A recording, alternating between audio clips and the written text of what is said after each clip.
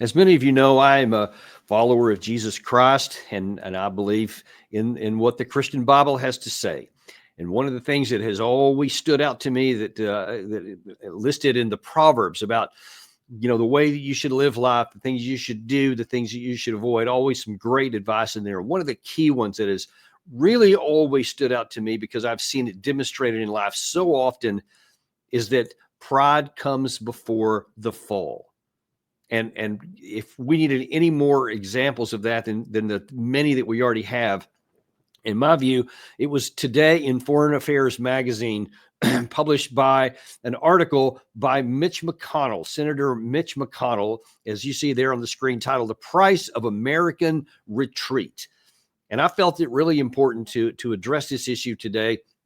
And not just because of him in particular, he's one of many, but because of this pernicious and, I believe, dangerous foreign policy view that works very much against the United States.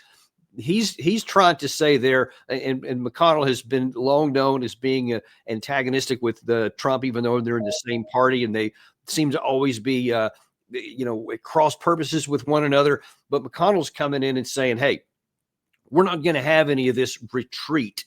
We're not going to have any isolationism going on here. But here's what's important to understand and why we're doing this video today. There is nobody is talking about isolationism. You need to understand what they mean when they say this. What I'm trying to explain to you is that these people, whether intentional or not, McConnell is lying. You could say he's stupid, but I won't say that, because he's not stupid. He's actually very bright, very intelligent. He wouldn't have been in the position he was and has remained in power for as long as he has at that position if he was. He's not. He's very smart.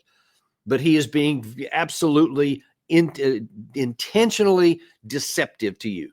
By saying this word isolation, they know for sure, he and everybody who utters this in Washington knows that automatically creates 1938 vibes. Everybody always knows about, because it's talked about forever in the American side, that the Munich Agreement in 1938, where the British Prime Minister handed over Czechoslovakia to Hitler, just feeding the war frenzy, which turned into be a global war.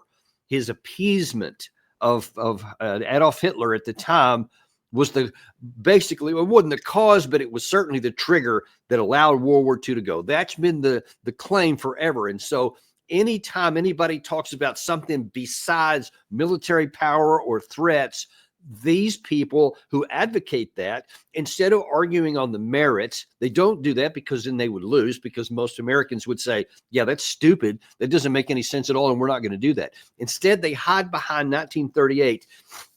And everybody is always Hitler, and anything besides full-throated movement into the global affairs and military means is isolationists, and is people who are going to be capitulating to any particular enemy. That's the only way these people view the world. And I want to explain to you, first of all, that they're lying, and second of all, what the consequences and the cost are of listening to them. See, because while they want to run back to 1938 for everything, what they don't want to run back to is their track record, which has been hell on earth and an absolute unmitigated strategic disaster of incredible proportions, which has cost America trillions of dollars. And that was right, I used a T, trillions of dollars, thousands of lives of our service members, and hundreds of thousands suffering from traumatic brain injuries and post-traumatic stress disorder. That is the wreckage of following this kind of mentality. And unfortunately, that rarely gets discussed. So instead of just taking it at face value, and of course, Foreign Affairs magazine is the premier publication for foreign policy. So this obviously is going to get a lot of traction, which is why we're going to talk about it today. Now, let's look first of all at one of his premise and what Senator McConnell is talking about here. He's going to lay out here what he lists is the reason right off the top. He said, China has intensified its efforts to expand its military, political, and economic influence worldwide. Russia is fighting a brutal and unjustified war in Ukraine. Iran remains undeterred in its campaign to destroy Israel, dominate the Middle East, and develop a nuclear weapons capability. And these three U.S. adversaries, along with North Korea, are working together more closely than ever to undermine U.S.-led order that has underpinned Western peace and prosperity for nearly a century. So, holy cow, lions and tigers and bears, oh my, they're everywhere. All these enemies of America. What you see in this and scattered throughout this article is this absolutely unsubstantiated and absurd at face value claim that for no good reason, all these countries are doing all this awful stuff. And everything is characterized from our perspective that all of these horrible people are doing terrible things in the world. And all we're trying to do is keep the international rules-based order in place that we've had since the end of World War II. We're just trying to be good people, folks. We're just trying to be the good cop on the street to keep everybody safe. As long as everybody would do what we tell them to do and follow our rules, everything would be just peachy. That's a lie. That's another lie. So let's take a look at those. China. China has been a rising power, and we don't like that. We don't want China having an influence in the Asia Pacific, in the Indo-Pacific area. That's our neighborhood. Well, actually, everything we consider our neighborhood. But we have been very antagonistic to the Chinese. We have continued to run these what's so-called freedom of navigation operations, military weapons, warships right into the Taiwan Straits, into the South China Sea, right up to the shorelines of China. We continue to run reconnaissance aircraft right up to their border, right up near their airspace, and to spy on them. We do it all the time. It's been known for quite a long time. We continue to foster independence issues in Taiwan. We keep sending higher and higher level delegations of people in there. And all of these things have a predictable result. China has been building up its military power. It's been creating what's called an A2AD, area defense, area denial capacity to defeat should the United States come in. Because according to China, their view is, and it doesn't matter whether you agree with this or not, their position is that Taiwan is a part of their country and still left over from the 1949 Civil War in China. It's never been resolved all the way through. Not many in America are even aware of that or care, because as far as they know, Taiwan's just this independent country and it doesn't matter what China says. That's fair too. That's your view. There's no problem with that. Now, between Taiwan and China, they do have some issues there. We have decided to make that our issue. And at least on several occasions, I think at least 3 occasions during the Biden administration, when asked, would you fight China over Taiwan? He said, yes. We would defend China. We would fight for Taiwan against China. Now, it had been America's foreign policy position forever that there was strategic ambiguity. We're not going to say whether we would or whether we wouldn't. We recognized China and we quit recognizing Taiwan. And I think it was 1972 because we recognized that there was the strategic benefit to do so. But we still had the Taiwan Relations Act where we would help them defend themselves and provide arms and they could buy, et cetera. That stood for quite a long time until now China's starting to rise in power. And so we're trying to, and this is Republican, Democrat, it doesn't matter. It's America. We continue to push that issue. Trump, when he came into power, put a lot of economic pressure on there because China was legitimately cheating against the United States. They were still in intellectual property. They were trying to seek an unfair advantages, et cetera. There were mechanisms to fix a lot of that stuff, to address it, and we had been very successful in the WPO, I think it was. So there's a lot of forums we could have done, but we decided we didn't want to do that. We wanted to use military force to compel compliance to our side.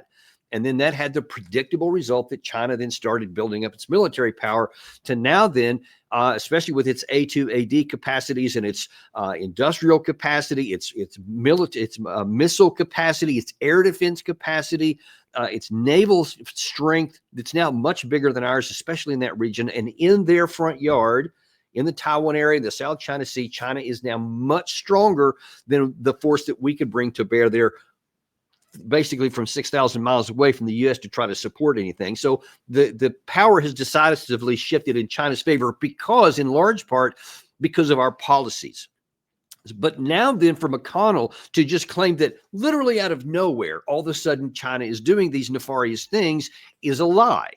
because he doesn't want to tell you that this is the natural result that anyone would have if a foreign power started moving into your neighborhood and trying to get somebody to rebel against your rule that you think should be in it on your border, 100 miles across the sea. It's basically from the same as from Florida to Cuba in essence. We've seen what we would do if Russia ever came into that area, 1962 Cuban Missile Crisis, to wit. And if anybody from either Russia or China today tried to do anything at all on America's border, I assure you we would react much harsher than what China has so far.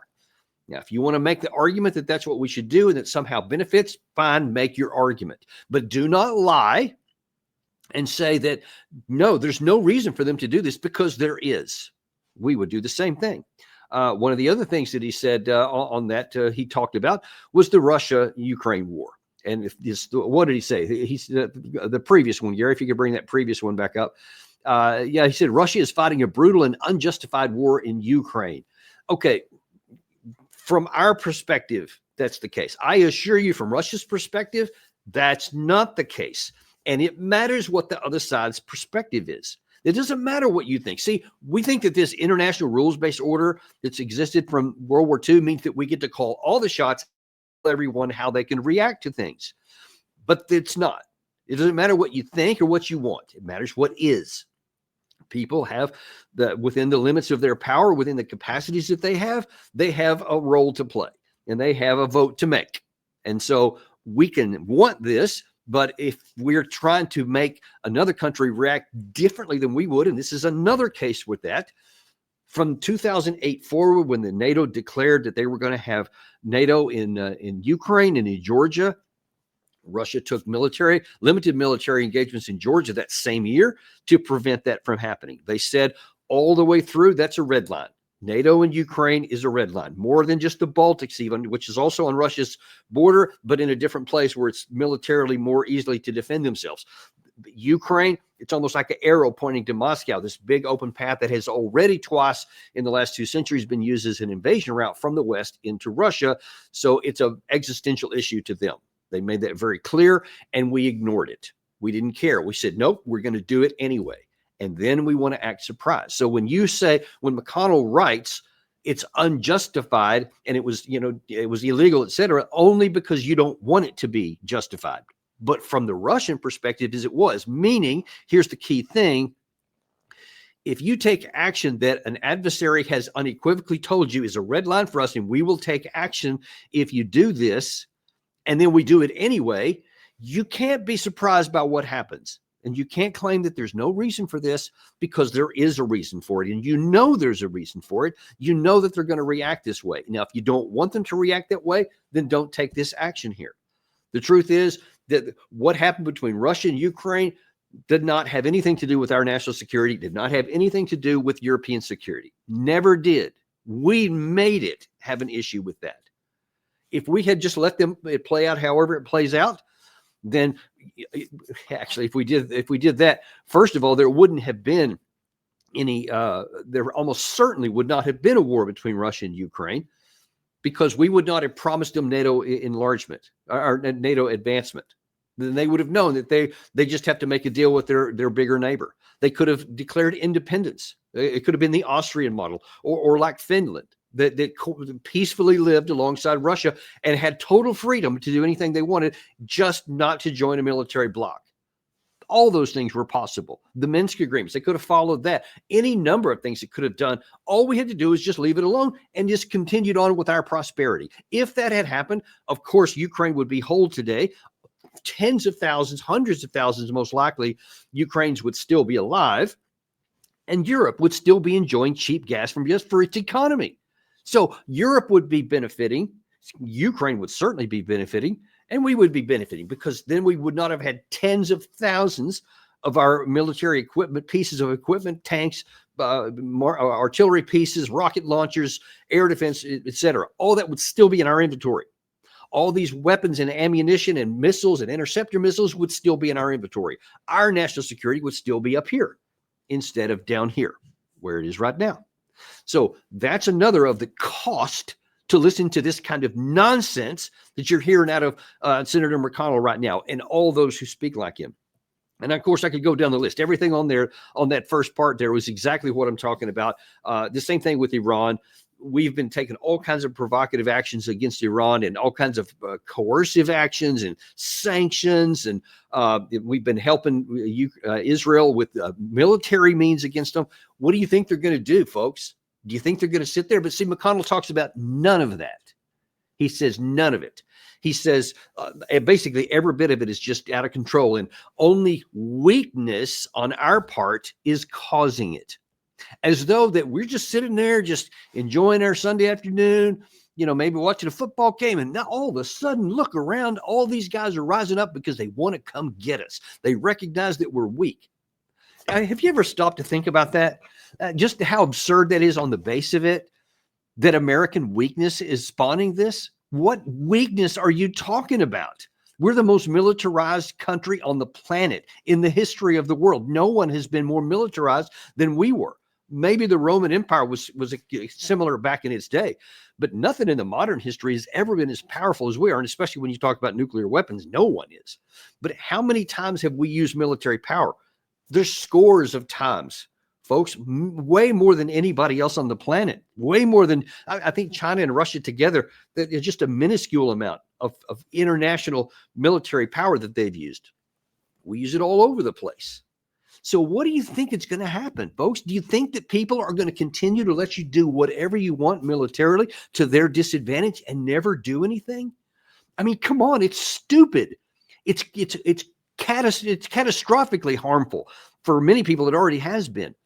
But it's going to harm our interest even more if we don't wise up from this. Now, that's what he still lays out is the problem.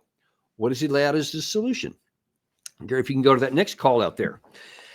He says Trump would be wise to build his foreign policy on the enduring cornerstone of U.S. leadership, hard power. To reverse the neglect of the military strength, and his administration must commit to a significant and sustained increase in defense spending. Okay, there it is. It's cash, man. It's all about cash. Generational investments in the defense industrial base and urgent reforms to speed the United States development of new capabilities and expand allies and partners' access to them. That now you see it's exposed right there. It's about the cash. And let me tell you what that cash number is. Right now, and he points this out in the article, doesn't even hide behind it. He said we have right now about a $900 billion defense industry, which is 12.8%. 12.8% of all federal spending. Think about that for a second. What is it, like 4-point-something trillion dollars? We have 12.8% of the federal budget is spent on defense. And this is a quote from the article too, this is not near enough. Not near enough? It's already way more than what is like the next 10 countries combined, way, way, way more than both China and Russia put together. Even if you add all the external and extraneous stuff, all the different categories, apples to apples comparison, it's way more than both of them combined. And it's not near enough. And listen, what we have bought for that money is it's making, like Gary put up that picture there a second ago, all the defense contractors they're all fat cats. They love the $900 billion because the majority of it comes to those folks right there, other than the pay and allowances that go to our foreign forces. But in terms of what gets spent, it goes to these guys right here.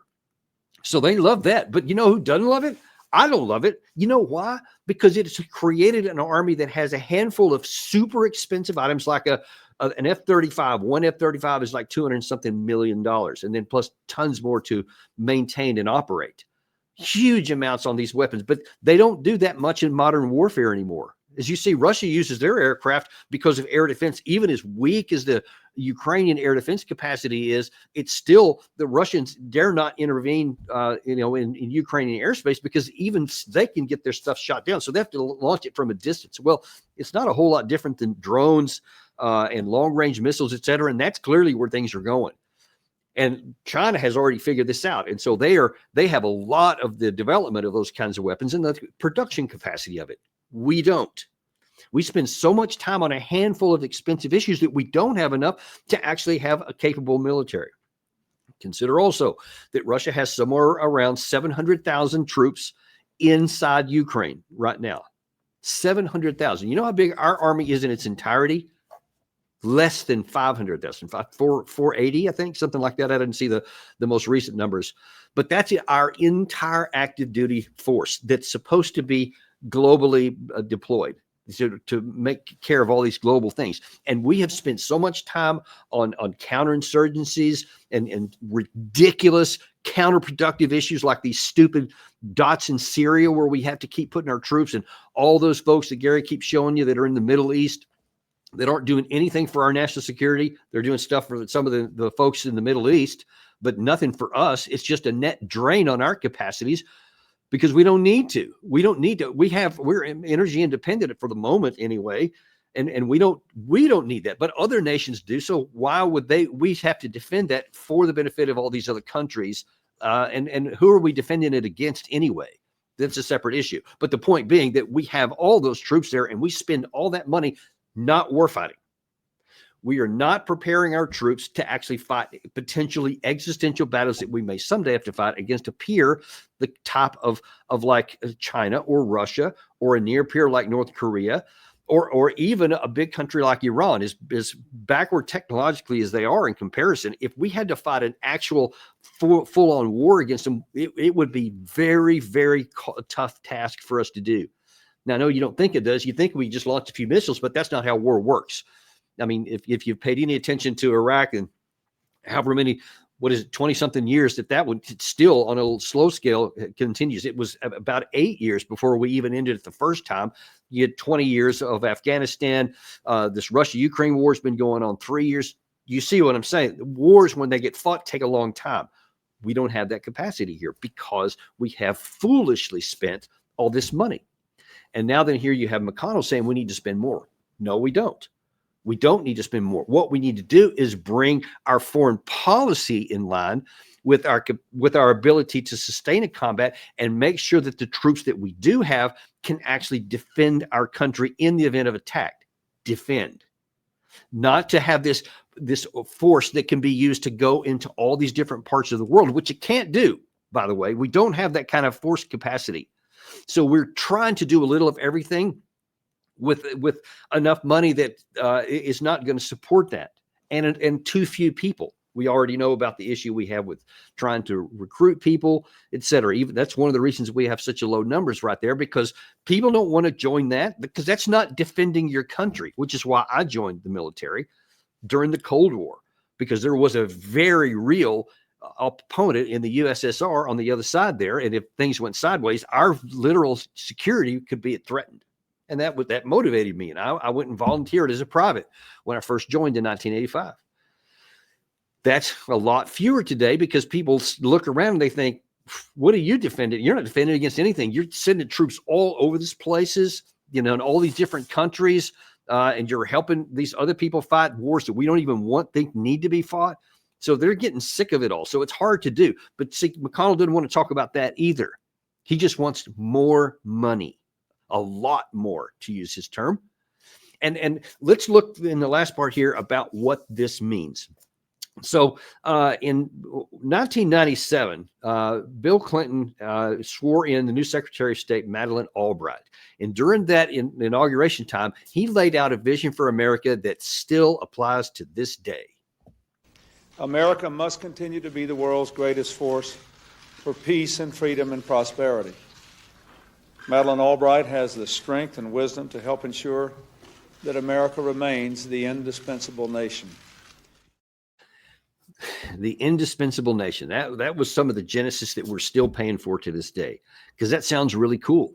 It kind of puffs up our ego.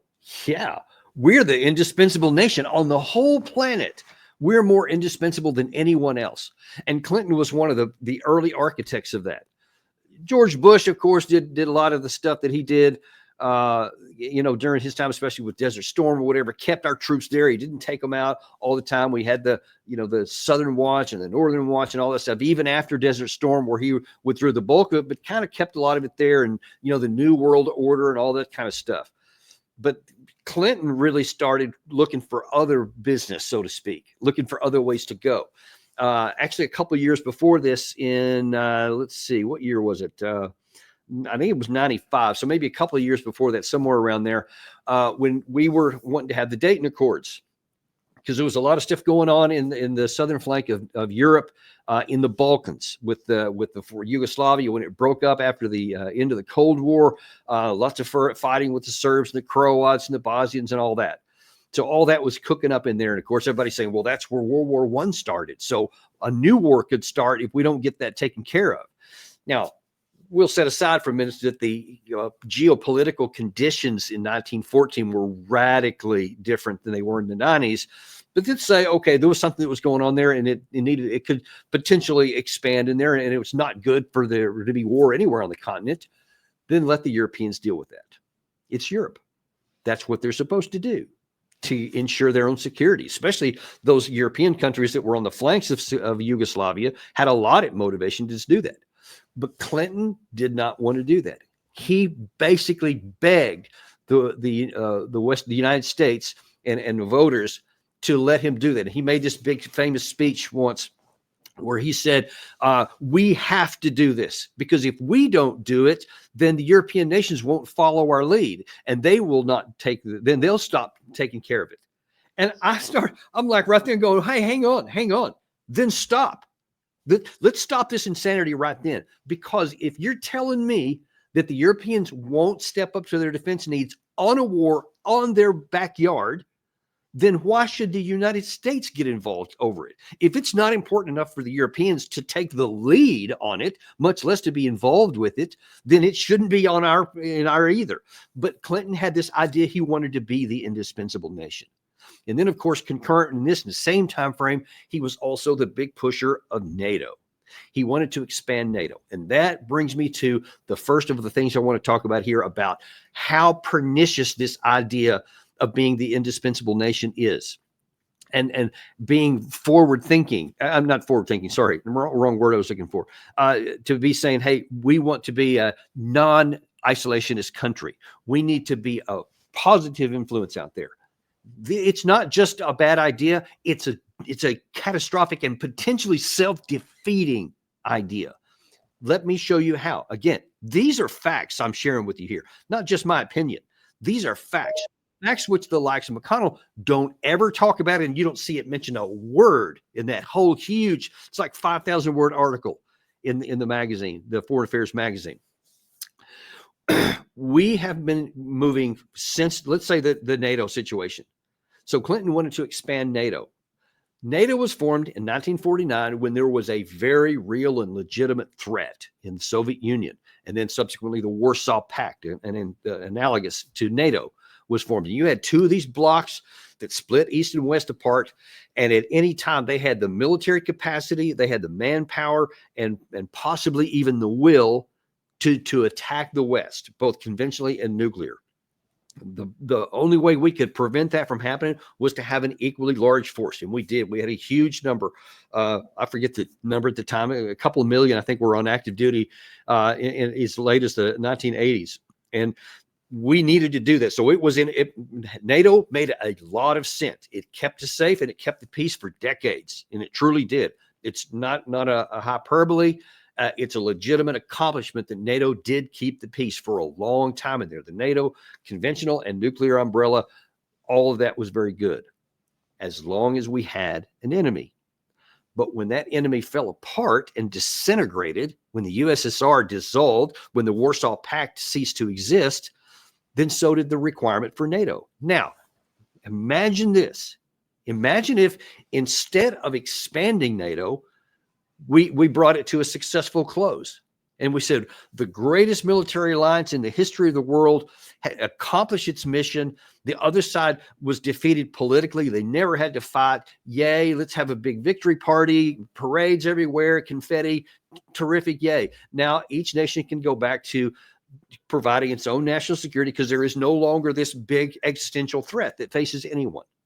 What was your adversary is now crumbled. Its economy had just absolutely collapsed. It would be decades before it recovered any kind of strength at all. And now they're fragmented, so they're not together anymore. Now there's all these independent nations. So there's no need for NATO at this point. We could have absolutely patted ourselves on the back for a long time and then ended that. And now, instead of spending all this money on national defense, they could have spent it on other things. We could have spent it on other things. We could have been saying, hey, diplomatically, we're going to reach out to these adversaries here. Russia doesn't need to be our adversary. Russia has existed for centuries. It's going to exist for centuries, God willing, as long as nuclear war doesn't ruin anything. But short of that, there's every expectation that it's going to continue to exist well into the future, like it has well into the past. So we have to cooperate. All these nations do, all these peoples, we have to cooperate and learn to get together. They were weak, and it was a perfect opportunity to say, hey, let's strengthen our economic interests, our cultural connections, etc. How much more beneficial would that have been for the Western world, for the world at large, if we had taken that path then? From a position of absolute strength, we said, hey, we are going to embark in this new direction here of cooperation, and we're going to lower the military threat, the representation even of it, to the Soviets, or to the Russians, rather. Now, no one was going to say, you still had national defense, as we did. And at any time, if the conditions change, we can reform a NATO, reform any kind of alliance. We can always do that. So it's not disarming. It wasn't dismantling. It wasn't trusting anyone. It was like saying, we're just recognizing reality here. And by doing that, we take away any possibility that the Russians have to say, hey, we're recognizing the threat, so we're going to build up, a la the Chinese. If we had not done those things either, then we would have taken away much of the motivation and reasons for them taking these actions that they have claimed, if we just haven't taken the provocative actions. Now then, Russia may be a friend to the West today. Almost certainly Ukraine would still be whole, to include Crimea to this day. That's been the cost of making sure NATO continues to advance and claiming that it was for national defense. It never was, because there was no enemy. It's not that hard to figure out. But see, the tops of Mitch McConnell and the top people who profit off war don't want you to have that. In fact, they undercut that, and they claim the opposite all the time. They say, no, we needed to advance. It was a defensive alliance. We were defensive. Only in your mind, but I assure you, to the other side of that line, it was anything but. And Putin had been saying from the beginning that this is a problem. Actually, Yeltsin, even before Putin, has said this is a problem. William Burns, when he was an ambassador, said at the time, it's a problem. In the 90s, the same guy who's the CIA director today, before said, don't go forward with NATO. It's going to have this negative reaction. It was self-evident at the time. I worked for U.S. Senator Kay Bailey Hutchison in the 90s, and I was adamantly opposed for these very reasons. It wasn't hard to figure out. It wasn't hard to figure out where we're going. This is the wreckage that we have because of that decision, because we didn't even try to have a peaceful relations with all of Europe and all the neighbors and have one whole Europe. We didn't even try. We just stayed with the military first. And now then we had this catastrophic results so far just in Ukraine. But if we keep being stupid, it could spread out beyond that. Then you have, then let's look at some of the other issues we have here. Iraq. We all know that weapons of mass destruction claim for the war was always a ruse, but we didn't care. We went ahead and did it anyway. Even when we realized that it was wrong, instead of recognizing our mistake and saying, all right, we're going to withdraw our forces. We should never have attacked here, but we'll help Iraq however it can. But you guys are going to have to figure this out. You're going to have to deal with the wreckage. That's what we should have done then. That would have minimized a terrible situation. Instead, we stayed there. And of course, then we had the predictable rise of an insurgency, because when you have an occupying power in a country that doesn't want you there, what do you think is going to happen?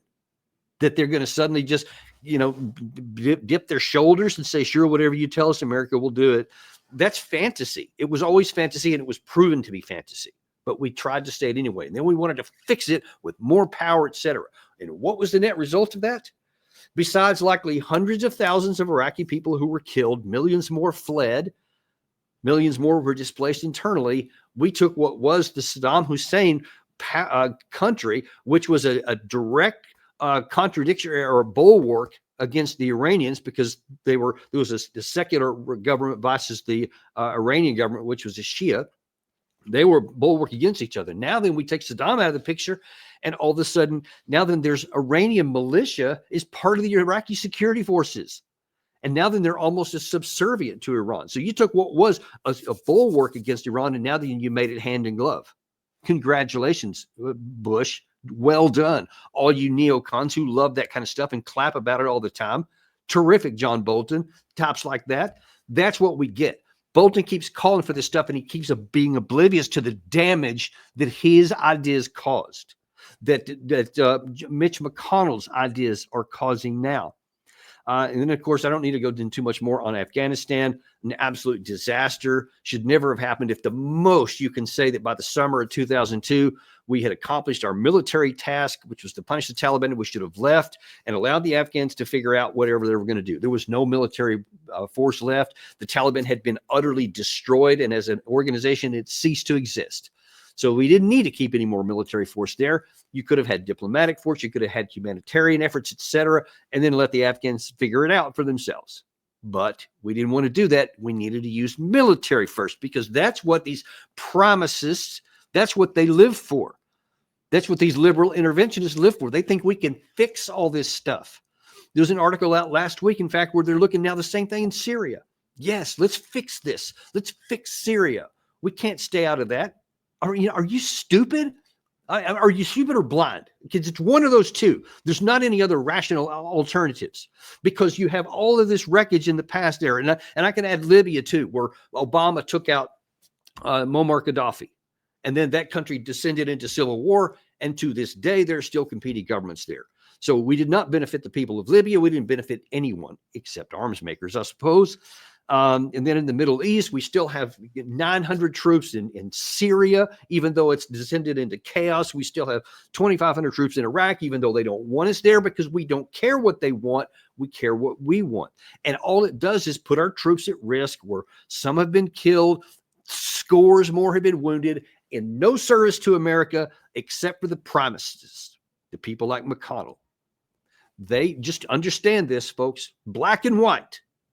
They are causing harm to America. All of these missions do. Unless someone has a direct threat to the United States, then we don't need to use military power.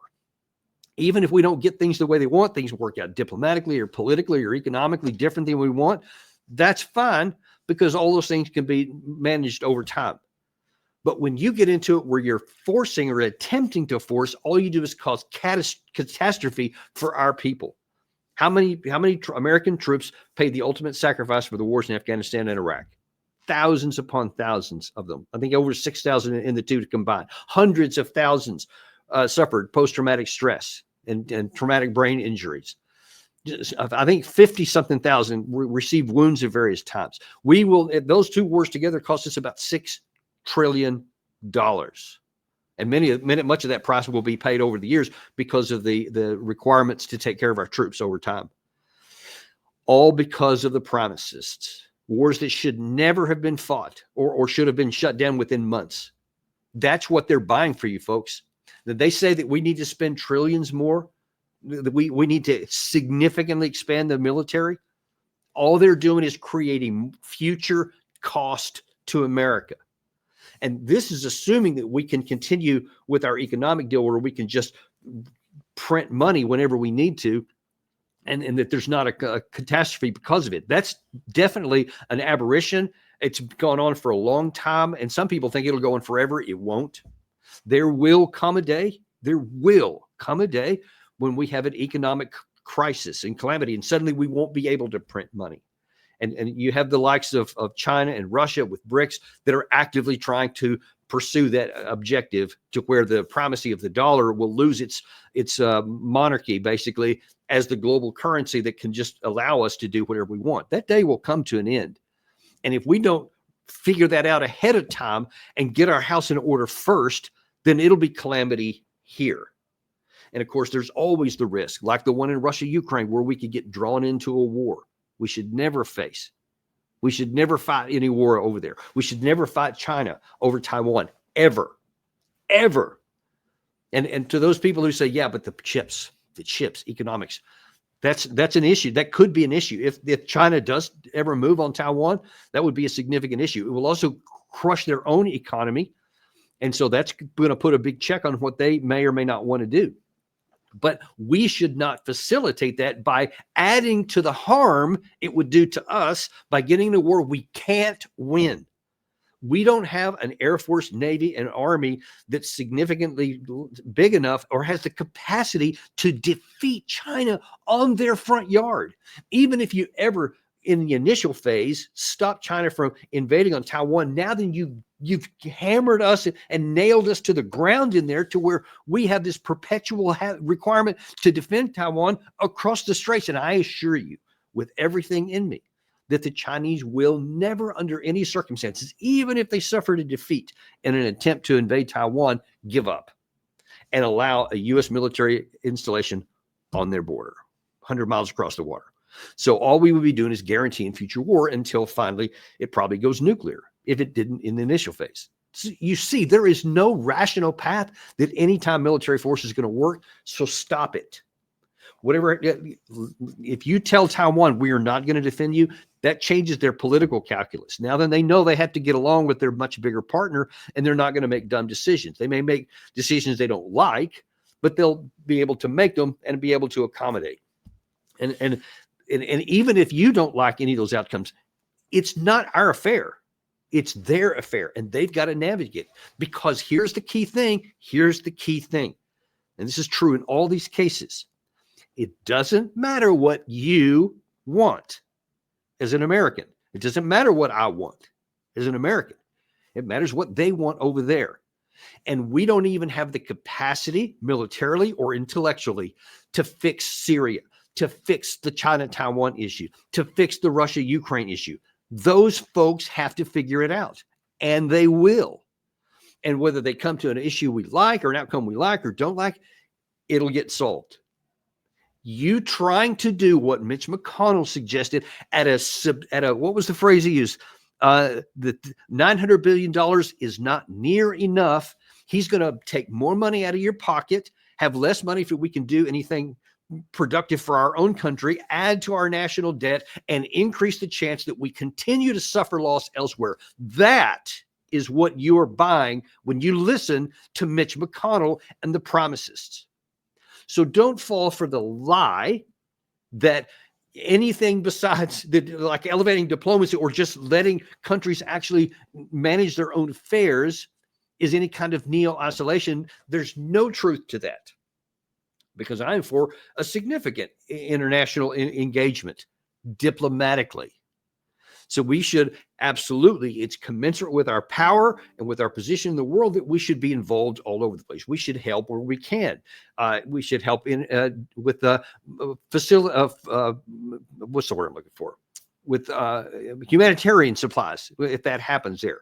We should provide diplomatic help to anybody who wants it, to try and help them come to an agreement. If our objective is a win-win, and we're looking for ways to solve problems at the lowest possible cost, at the best benefit for all the different parties, where each side comes out with something they win, we'll find ourselves welcome in a lot more places in the world. We'll find ourselves with a lot less stress and a lot less risk of getting into wars. That is the lowest cost and the best chance to achieve positive outcomes for America. You listen to Mitch McConnell and the promises, and we are going to get ourselves one day into a war we can't win, and the cost will be more than we can ever afford. That is the truth. And I'm not even talking nuclear weapons. That's a whole different category of catastrophe. But even if it stays in a conventional issue, we have enormous financial and military risk if we listen to those folks. Don't do it. I've armed you with the truth right now, so don't listen to any of these lies anymore, and be able to penetrate through the shaft of their deception when they're claiming all these other things, by keeping in mind the track record of the vast wreckage that they have caused on their watch using their means. Thank you very much. That's your deep dive for today. We will look forward to seeing you tomorrow.